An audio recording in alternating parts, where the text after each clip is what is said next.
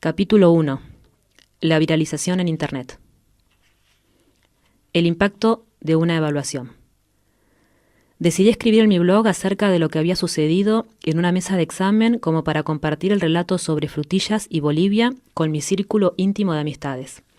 Para mi sorpresa, el texto dijo que no sabía nada, se viralizó. El blog pasó de tener 200 vistas a 300.000 en un poco más de una semana y lo hicieron noticia cientos de medios de comunicación de todo el mundo. En Bolivia, la historia tuvo gran impacto en la población al punto que una periodista me preguntó en una entrevista a modo de información: ¿usted sabía que el lugar que ella describe es Cochabamba? Fue así que me enteré cuál era el paisaje geográfico preciso que Gabriela hizo referencia en el marco de una mesa de examen situada a miles de kilómetros de distancia. De esta manera, no solo la evaluación sobre Frutillas logró sensibilizar a un sector importante de la población desde una mirada al interior de un emprendimiento económico, sino que pudo hacernos viajar en el espacio, hacia un lugar ubicado en el corazón de América, relacionando elementos del territorio, como son las montañas, la cancha, la terminal y las tiendas de comida, bebidas y ropa. El impacto mediático tuvo su correlato en la zona del paraje Gloria de la Pelegrina, donde funciona la escuela y la compañía Frutihortícola Sociedad Anónima. Según me informó el director, la mamá de la estudiante fue 2 veces seguidas a la escuela después de la viralización. La primera vez estaba muy emocionada por las repercusiones de la prueba, pero la segunda vez que fue estaba triste porque al parecer la estaban discriminando más que nunca. A Gabriela le pasó algo parecido. Algunas estudiantes de la escuela la acusaron de poner en riesgo el trabajo de las familias. En ese momento en Argentina estábamos atravesando el inicio de un nuevo cambio de gobierno, tanto en la gestión municipal como provincial y nacional, que implicó el despido de miles de trabajadores y trabajadoras del Estado y de empresas privadas. Esta situación de desocupación y precariedad laboral vino acompañada de un incremento de las políticas de control social de la población a través de diversas prácticas burocráticas, como suelen ser los operativos represivos y las inspecciones. Es así que después de la difusión pública llegaron a la escuela y a la empresa de las frutillas decenas de personas con funciones en la gestión pública que se presentaban con la intención de multar, difundir o corregir ciertas infracciones que se estarían cometiendo en el lugar, según el relato del estudiante. Como en general en las compañías y en las instituciones oficiales suceden cosas que no cumplen estrictamente con la ley vigente, se señala y penaliza los errores con las mismas herramientas con las que cuenta el sistema. De esta manera, la presencia de organismos de cuidado o recaudación, como son migraciones o minoridad, por ejemplo, resultan una amenaza tanto para la patronal y el equipo directivo como para la planta de trabajadores en general. Por eso, en lugar de señalar y enjuiciar a los responsables políticos de que las escuelas no tengan las condiciones idóneas para funcionar, o a los responsables económicos de la explotación laboral, es más fácil revictimizar a la víctima y el problema sería la persona que habló. ¿Qué tenés que decir? ¿Qué tenés que contar? ¿Para qué escribís? Fueron algunas de las preguntas intimidatorias que aparecieron en la zona. Ser de Bolivia y residir en Argentina es particularmente difícil porque vivimos en una cultura racista que se sostiene y varía con matices desde la época de la conquista, pero a partir de la exposición pública de ciertos casos, en algunos lugares se exacerba. La solidaridad que me llegó a mí por mi desempeño docente me facilitó el diálogo con sectores de la prensa y con algunos comentarios malintencionados. Sin embargo, en la zona de La Peregrina, donde nació la historia, la conexión a Internet no es ni fluida ni constante, y la prensa escrita no se consulta en forma recurrente. Por eso, había muchas personas que, siendo parte de la comunidad, no habían tenido acceso al relato. Reproducir opiniones surgidas a partir de los resúmenes informativos generó confusión y resistencia con los debates crítico-constructivos que se estaban dando en relación a los contenidos de educación y al trabajo en la zona. De hecho, a la tercera clase después de la viralización, se me acercó una estudiante de esa misma escuela y me dijo: «Profesora, yo quiero decirle algo. Gabriela miente». «¿Por qué decís eso?» «Para mí lo más fuerte del texto es la honestidad que tiene. Los chicos no trabajamos. ¿Pero vos leíste la evaluación?» «No». Y ahí mismo consulté al grupo de 35 estudiantes que tuve a cargo este año en esa escuela y nadie en el curso había leído el texto a pesar de que todo el mundo estaba hablando de la historia que había nacido en el mismo barrio. Porque si bien no publiqué el nombre de la estudiante ni el de la escuela para preservar su identidad, Fueron los medios los que se ocuparon de rastrear el lugar y presentarse en la institución con cámaras y otras grabadoras con el fin de agregar datos al asunto. Entonces leí en la escuela la evaluación en voz alta y conseguí en el aula un respeto impecable por el relato y una atención que nunca más volví a conseguir en este curso, y quedó claro que ella no hizo una denuncia al trabajo infantil, sino que la expresión textual que usó fue «a mí me gusta embalar». Y además escribió «ahora pagan mejor», con lo cual se entiende que es una relación asalariada. En todo caso, hace mención a nuevas formas de esclavitud. Les descuentan salarios si no limpian los espacios, las embarazadas trabajan, llegan cansados del trabajo, etc. Pero no se trataría de una forma de esclavitud propiamente dicha. Estamos haciendo referencia a relaciones atravesadas por un salario, y eso es un dato fundamental para tener en cuenta a la hora de cuestionar el modelo económico de producción capitalista. El texto tiene mucho contenido en poco espacio. Describe cuestiones relacionadas con el racismo. Los bolivianos pueden soportar más el campo que los argentinos, porque los bolivianos tienen el trabajo más pesado y los argentinos están en las oficinas, pero también con la explotación laboral. Casi todos los bolivianos llegan cansados, porque además de levantar la basura de su casa, tienen que levantar basura del patio o del suelo del baño, y si no están presentes tienen que pagar 5 pesos por cada día que falten. Y también los problemas vinculados a la producción de alimentos.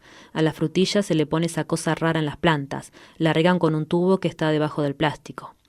Por último, cabe destacar que si bien tiene un estilo excluyente en relación al lenguaje, habla de algunos niños, los argentinos, todos, etc., dice también las personas, más bien las mujeres, es decir, que en varios momentos hace referencias específicas a cuestiones de género, mencionando las diferencias que existen en relación a los roles estereotipados asignados. La prensa televisiva, radial y escrita opinando sobre educación.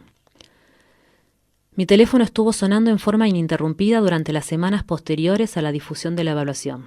Entre escuela y escuela atendía el celular y resultaba ser un llamado para un pedido de entrevista. Hice alrededor de 60 notas, algunas muy buenas y otras no tanto. En general me animaron para seguir confiando en mi forma de enseñar y evaluar, pero hubo un programa radial de Buenos Aires, por ejemplo, que la segunda pregunta que me hizo el periodista fue ¿te arrepentís de lo que hiciste? Hablé con medios de varias provincias de Argentina y de otros países como Bolivia, Colombia, Estados Unidos y Uruguay, en donde el intercambio de ideas me resultó muchas veces más que interesante. Sin embargo, existieron comunicaciones que me dejaron con un sabor amargo, por la falta de respeto hacia mi trabajo o por contener la respuesta en la pregunta con la clara intención de incomodarme. La peor entrevista, sin lugar a dudas, me la hicieron desde la provincia de San Luis. Todas las preguntas fueron acusatorias. ¿No te parece injusto haberla aprobado teniendo en cuenta quienes estudiaron? ¿Te sancionaron por tu accionar? ¿Te crees un ejemplo de docente? Fueron algunos interrogantes de esa nota que hice 15 minutos antes de entrar a un curso a dar clase. De todas maneras, creo que mi mensaje llegó a la audiencia del lugar, ya que tengo plena conciencia de los motivos y los resultados de mi accionar. Mi única respuesta, en forma de réplica, fue bloquear en el WhatsApp al productor del programa. Comprobé que el periodismo hace espionaje.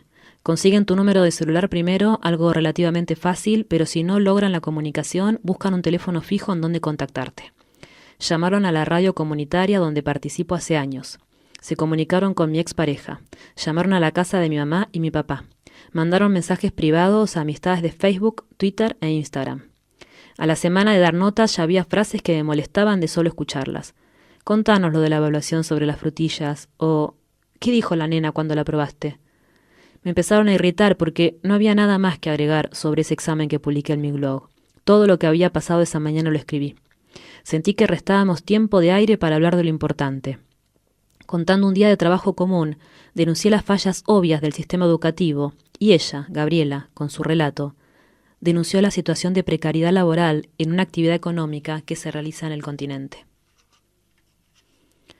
Fui a la casa de la familia varias veces después del impacto mediático, pero solo una vez encontré a uno de los hermanos de Gabriela y le dejé una nota en donde les ofrecía ayuda y disculpas en el caso de haberles ocasionado algún daño. Unos meses más tarde me llamó el papá y me dijo, quiero hablar muy seriamente con usted. Fui una tarde y hablamos. Estaba enojado porque todo el mundo estaba hablando de su familia y me acusó de que por mi culpa él y su esposa ya no estaban trabajando más en la empresa. Le expliqué que yo no había publicado ni el nombre de su hija ni la verdadera ubicación de la escuela, entonces me preguntó, ¿Y cómo se enteraron? Porque la historia de Gabriela gustó tanto en mi círculo de amistades que la fueron compartiendo por internet miles de personas de todo el mundo y por eso el periodismo la buscó. Entonces me contó enojado. A mí un día me llamó un tal Santiago y me hizo preguntas acerca de mi hija, de mi trabajo, de mi familia, y yo no sabía de lo que me estaba hablando, y le dije, yo soy inocente. Usted no solo es inocente, sino que lo único que hizo desde que llegó a este país es trabajar. Usted no le debe nada a nadie. Lo que le pasó es que le tocó una hija que sabe escribir, y eso es algo muy bueno. La producción agropecuaria se realiza en forma similar en las distintas actividades económicas, es decir, que lo que ocurre en la producción de frutillas se parece a lo que sucede con la producción de algodón, yerba mate, café o caña de azúcar. Al producir bajo la lógica capitalista, se busca obtener las mayores ganancias en el menor tiempo posible, lo que termina provocando daños irreversibles en el medio ambiente y maltratos hacia la mano de obra. Lo especial de este relato, que se hizo viral, es que el análisis no es a partir de cifras estadísticas o visiones desde pupitres u oficinas, sino que está contado en primera persona desde la voz de una menor que conoce el emprendimiento desde adentro. Lo importante, a mi criterio, para profundizar en detalles, es que hay al menos 2 sistemas vigentes que son obsoletos para resolver las necesidades populares y que a pesar de las falencias obvias que tienen, siguen operando como si no hubiera alternativas posibles a la hora de aprender y producir. Mención aparte merece el segundo artículo que publicó uno de los diarios de más tirada argentina. El periodista me pidió una nota y le dije que me era imposible, ya que estaba trabajando mucho y necesitaba darle un clima de tranquilidad a mi hijo de 11 años. Insistió, pero me negué. Sin embargo, una mañana recibí un mensaje por WhatsApp que decía, estamos en la escuela. Lo llamé y le pregunté qué estaban haciendo ahí y le pedí encarecidamente que no difundan el nombre ni la imagen de la nena. Me hizo algunas preguntas por teléfono. Se las respondí y le aclaré. Soy profesora, no maestra. Me recibí en la Facultad de Humanidades de la Universidad Nacional de Mar del Plata. Saber por qué la nota que finalmente publicó empieza diciendo una chica boliviana y una maestra rural provocaron una pequeña revolución digital es una duda que todavía tengo. Por otro lado, jamás le hablé de la inclusión, como escribieron bajo mi foto, porque para mí no se trata de incluir en el sistema, sino que se me hace necesario cambiar el sistema. La mayoría de los comentarios que se publicaron en el portal online del mismo diario solo sirvieron para comprobar la ignorancia, el desprecio, el prejuicio y el racismo de un sector de la derecha nacional. Preguntas en algunos de sus posts como ¿qué tienen que ver geografía de Bolivia en Argentina? O ¿por qué no se van a estudiar la geografía de Bolivia a su país? Me hicieron dar cuenta, entre otras cosas, de que hay personas que no saben acerca de la importancia de la geografía latinoamericana en los planes de estudio de la educación secundaria. En la prensa la historia se divulgó como la maestra que aprobó a la alumna que no sabía, pero me parece importante corregir los errores de ese enunciado, ya que no soy maestra, como mencioné anteriormente mi título es el de profesora de geografía. La palabra alumno proviene del griego y significa sin luz, por eso es mejor hablar de estudiante. Y por último, yo titulé el texto como dijo que no sabía nada, pero era una suerte de ironía, ya que con su escrito dejó en evidencia claros y precisos saberes sobre una actividad económica que se realiza en forma intensiva en América, y pudo escribir con lujo de detalles las características geográficas más importantes de un país latinoamericano, Bolivia. Es muy común que en las escuelas nos respondan con un no sé. Lo especial de Gabriela es el contraste entre la dificultad que tuvo para expresarse oralmente y la facilidad que tuvo para escribir. En menos de 2 horas escribió de corrido, sin tachaduras ni enmiendas, 6 carillas en manuscrita, sosteniendo un relato coherente, simple, atrapante y verídico. Todos los comentarios maliciosos fueron contrarrestados por los miles de mensajes hermosos que me llegaron de distintas partes del mundo. En todas las escuelas sentí el apoyo de directivos, colegas y estudiantes. Mi familia me acompañó y disfruté de la solidaridad en el ámbito educativo y laboral de una manera que me es imposible describir con palabras. Creo que sigo siendo capaz de alimentar la esperanza de todas las personas que saben que estos modelos llegaron a un límite ético y que es urgente y necesario crear nuevas prácticas laborales y educativas. Otra forma de aprobar. El futuro es nuestro por prepotencia del trabajo. Roberto Art. A partir de los ecos sobre los motivos por los cuales decidí promocionar a Gabriela, es que surgió la idea de publicar un libro.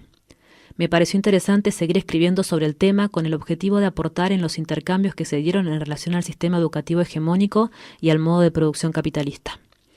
Fue mágico presenciar cómo una narración geográfica de una estudiante que ayuda en la actividad agrícola movilizó miles de conciencias, y es mi deseo que este libro sirva para seguir pensando y proyectando modelos educativos que promuevan valores vinculados al buen vivir, como una forma de resistir las lógicas de funcionamiento dominante. El desafío actual en el terreno educativo consiste en impulsar experiencias pedagógicas que demuestren desde la práctica que es posible otra manera de enseñar y de aprender. Mientras tanto, resulta urgente humanizar las instituciones educativas oficiales, tanto estatales como privadas, más allá de todas las dificultades socioeconómicas que existen. La competencia y el agravio son parte de la formación según criterios y valores de la meritocracia, pero solo es ético refutarlos, desarrollando alternativas en estrategias educativas. En síntesis, quiero decir que la mejor forma de cuestionar una práctica es estimulando otra superadora. En lo personal, el impulso que me mueve para transitar esta vida son las ganas de saber y poder comunicar. La evaluación sobre frutillas significó para mí un nuevo reencuentro con la vocación docente. Ojalá que este libro sirva para seguir creando nuevos conocimientos y buenos valores. El contacto con Gabriela nunca lo perdí. Hace unos meses le llevé un libro y otro cuaderno en blanco para darle ánimo y para que siga con la escritura. Durante las consultas por mesas de exámenes de diciembre me la crucé en un aula de la escuela. Le pregunté si necesitaba algo y bajando la mirada me dijo que no. En serio, insistí. ¿No necesitas nada? Hay muchas personas que me ofrecieron ayuda para vos y tu familia. ¿Necesitas que te ayuden algo?